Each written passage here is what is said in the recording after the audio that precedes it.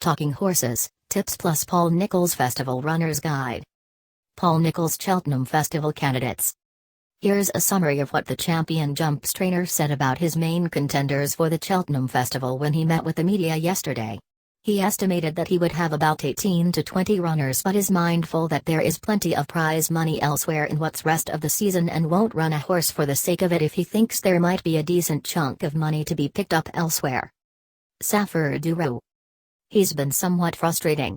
He went to Kelso last week and absolutely bolted in, as he should have done, but he jumped really well and he's just beginning to get his act together a little bit. We thought when he won the Grade 1 at Aintree that he was going to be a superstar over fences, but he lost his way a little bit, jumping. But his last two runs have been good. He jumped very well at Cheltenham and stayed on strong over a trip too short, won well the other day. He was a little bit in no man's land, so I've entered him in the 3-mile handicap on the first day, but he's almost certain to run in the Gold Cup. Andy, Stewart, owner, is dead keen to run him in the Gold Cup. So I suspect he'll run in the Gold Cup. On the form, he's not going to trouble the main ones, but he's the sort of horse who'll run a real tidy race and finish 5th or 6th because he's got plenty of ability, and I know for sure we haven't seen the best of him yet. There is a really decent race in this horse at one stage or another, and at long last he's getting his act together. He's got the size and scope, and it's not like he's fully exposed. Andy had a decent chaser called My Will a few years ago, probably not as good as Saphir Du Rheu, and he ended up finishing 4th in the Gold Cup. You never know, Saphir Du Rheu could pick up some crumbs in the Gold Cup and get placed now. He deserves to be in the lineup. Move with Times. A progressive horse and ran a really good race in the Betfair. There are lots of options for him at the festival, and we don't know which race he will be going for at the moment. We have always thought he was a very classy horse, and I am looking forward to him jumping fences in the future. He still lacks a bit of experience, running a bit green from the last at Newbury, which was only his 4th run. He could go for the Supreme, and I don't think there is a lot of difference between him and my previous winners of the race, Noland and Alfroth. They were rated about the same, 146, and he compares favorably with them. Politologue. He's very well and he goes for the JLT after a good preparation. He won well at Kempton the other day and has a leading chance. We always thought he would make into a nice chaser, and he did really well from run to run. He jumps very nicely and is rated 152, which is a real smart mark for a novice over fences, and Cheltenham has been the aim all season. Dreamcatching. I hadn't thought of entering him at the festival before he won on Saturday, but he is now in the Fred Winter and is not unlike the horses we have won the race with for the last 2 years, Diego du Charmel and Qualando. He has a progressive profile. I thought he would go well at Kempton at Christmas. He had been 3rd on his only start at Otuya. We rode him completely wrong at Kempton, thinking he was a stayer, and he ran free and did not get home. Though, also, I'm convinced he wasn't right that day.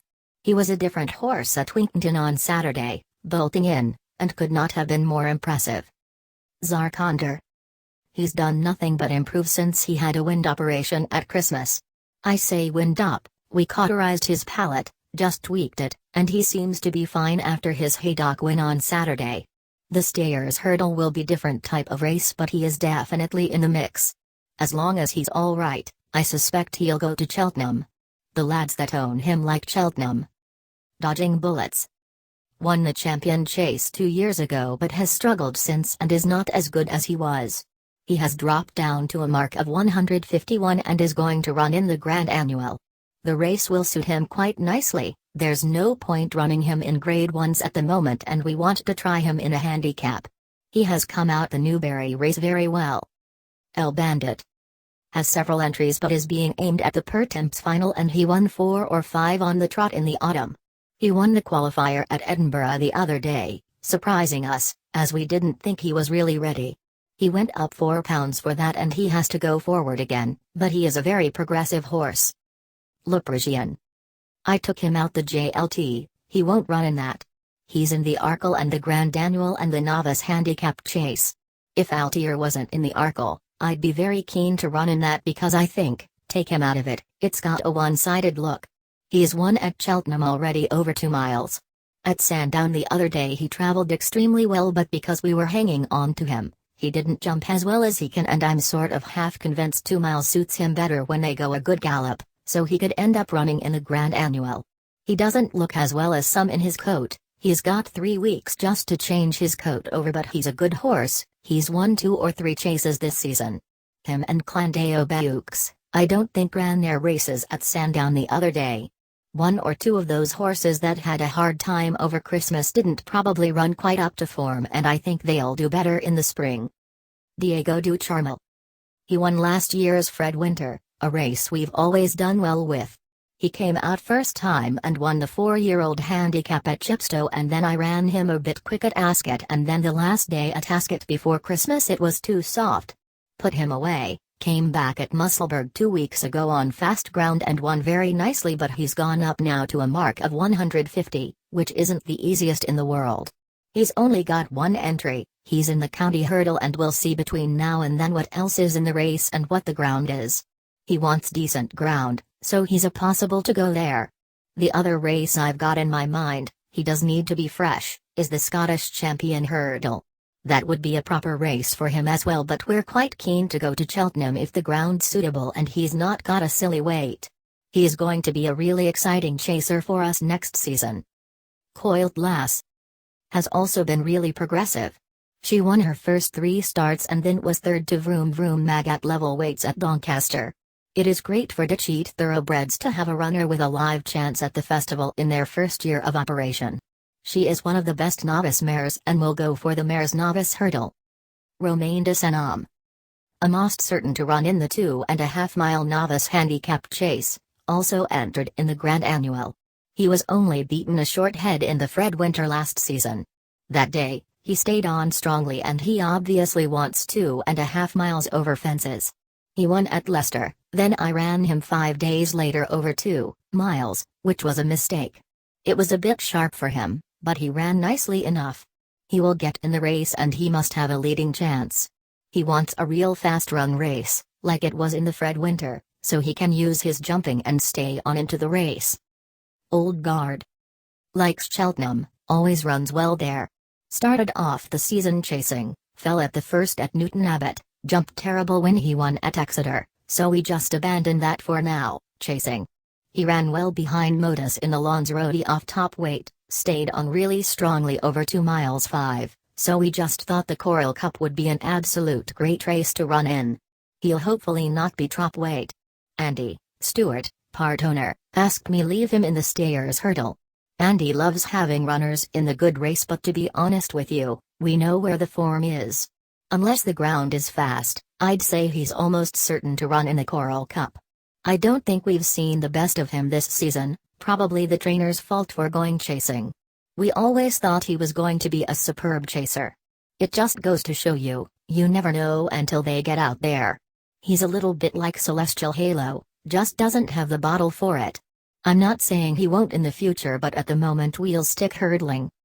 And some horses the press asked about, which may or may not go to the festival. Bouvrel. He hasn't been the easiest in the world to train. If he hadn't had a few little niggles, he'd have run before now. But he is well capable of running well if we can get him there in top form. He can go on any ground. He had a wind up in the summer. He goes well fresh. I also think he'd be awesome in the Topham, at Aintree in April. A lot of these horses, you don't want to go to Cheltenham just because it's Cheltenham. Modus. He's in everything. He's on 155 now, it's not going to make life easy for him. He's a good horse, I'm really pleased with him.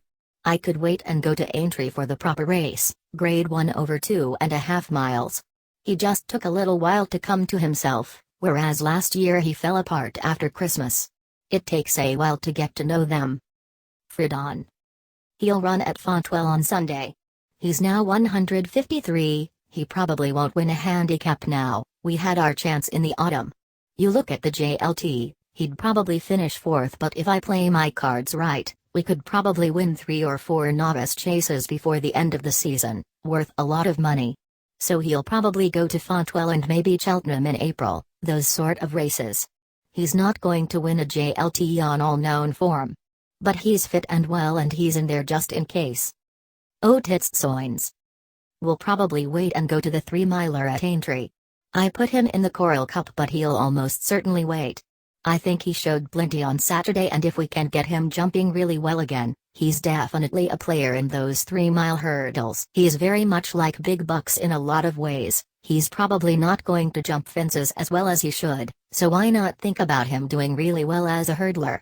I think he'll improve enormously for Saturday's run. If he jumped well on Saturday, he'd have gone close to winning. Art Moresque. Why I'm hesitant, there's the Vodafone Gold Cup at Newbury next week, so he could go there or do both. He is totally ground dependent and there are some good races for him at the back end of the season, so I wouldn't want to run him if it was soft and ruin the spring for him, but he'll be ready to run if we want him to. Cultus is in the Kim but he probably won't be ready. He'll probably wait, have a couple of novice chases in April. Unionist. He may well run because David Maxwell's bought him now to ride him next year hunter chasing. He's quite keen to have a runner in the Kim, so he'll run and ride him himself. Brio Conti. The plan is the Martin Pipe, as long as he gets in. It's a 0-145 and he's 134. The way it's gone now, he might struggle but if he gets in, that's the plan. He was good at Doncaster. He wants good ground. He'd definitely have a chance if he got in. Lac Fontana. He's going to run in the Martin Pipe as well. He ran okay at Newbury the other day, got a little bit tired and he's dropped down a few pounds but he's won a county hurdle. There's lots of dark horses like him who could run really well. Pasha du Polder. Fox Hunters, he definitely runs. Bryony Frost rides him. He won the other day, ran very well last year.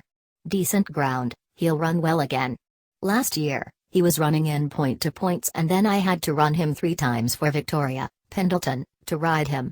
He still ran really well but he's going to be fresh this year and he'll have a good go at it. I think he does get 3 miles now. Bryony rode him well the other day and it's good to give people an opportunity. Wonderful Charm. Ground dependent. He wants good ground, for the Fox Hunters. If it was soft, he wouldn't run. Buldidic will choose who to ride nearer the time. He can also ride Ask the Weatherman for Jack Barber. Zubair. He won't go to Cheltenham, I don't think. He was disappointing the other day. I don't know why he's out of form, we'll just have to wait to get him back. It might be we have to leave him to next year. K. Du Burley Ice. He's in at Saturday at Kempton in that 100,000 pounds race and he's got quite a nice weight if it didn't rain all week. He really does want good ground. He could go Saturday but if not, he'll run in one of the handicaps. He's a winner waiting to happen, I'm sure he is. I think he wants 3 miles on good ground. Over 2.5, they go too quick for him. Arpege de Ligne. He is a bit frustrating. He ran in the Pertemps last year, if he jumped the last, he probably would have won. He skied it a little bit. He's got a load of ability. He's been crying out to run over 4 miles, to be honest with you, and a big field, so the National Hunt Chase has always been his target. Buldidic will ride. There's always plenty that run and you get plenty of cover. He jumped left-handed all the way round Ascot and he was just acting the prat a bit, really. If he'd just had a cut at the last 2, he'd have gone close. He's not the most straightforward but he has got plenty of ability. 3 miles round Ascot is probably a bit sharp for him but that's making excuses for him. If he'd been a bit braver at the last 2, he might well have won. 4 miles might suit him, give him a bit more time. Clandeo Beux. I have left him in the JLT. There wasn't much wrong with him the other day, I don't think he particularly liked the ground at Sandown and he jumped a little bit right-handed. He didn't perform as well as he can and he ran really well at Cheltenham over Christmas. It's more likely I'll find a small race and go to Ayr with him, something like that. He's only 5, I don't want to overdo him. Today's Best Bets, by Chris Cook. There's some good jump racing at Doncaster and I've found a 10-1 shot to be interested in. Rocky's Treasure, 3.15, steps into handicap company for the first time after showing some promise in a maiden and a novice hurdle at the end of last year. He's a half-brother to Double Shuffle, who must be rated nearly 150 now, so there's plenty of scope for this one to be well treated if he has some of that familial ability. He comes from the Kim Bailey yard that seems to be coming good this month and the step up in trip may help him, considering he won over 3 miles as a pointer last spring. I like 7-2 about St. R, 3.45, in the following veterans race, which he won last year from just £1 lower. He's always been a spring horse and I bet we see a much better effort than he has so far mustered this season. In Ludlow's opener, 130 is tempting about Bobo Mac, 2.00, who has joined Tom Simmons from Michael Lowrigan. He's winless in 11, mostly in bumpers, but I think it's fair to say he's been brought along gradually and there was a lot to like about his second place at Limerick on Boxing Day. The winner was a Mullins, Richie Hotpot that went into Grade 1 company next time, while the Gordon Elliott Drain 3rd and 4th runners have both won since. Doncaster 2.10 Charmings and 2.45 Diable de Savola 3.15 Rocky's Treasure 3.45 St. R, and B, 4.20 Paint the Clouds 4.55 Taser. Lingfield 2.20 Silver Springs 2.55 Bamako du Chatelet 3.25 Wedding Breakfast 3.55 Mitigate 4.30 Wait till see about EU 5.05 Synodic. Ludlow 2.00 Bobo Mac 2.35 Dr. Dunraven 3.05 One More Hero 3.35 William Money 4.10 Stamp Your Feet 4.45 Mendip Express 5.20 Theatre Bar. Kempton 5.45 Royal Normandy 6.15 Sun or Shade 6.45 Ascari, Nat 7.15 Steel River 7.45 Vettori Rules 8.15 Shandon Na Ngal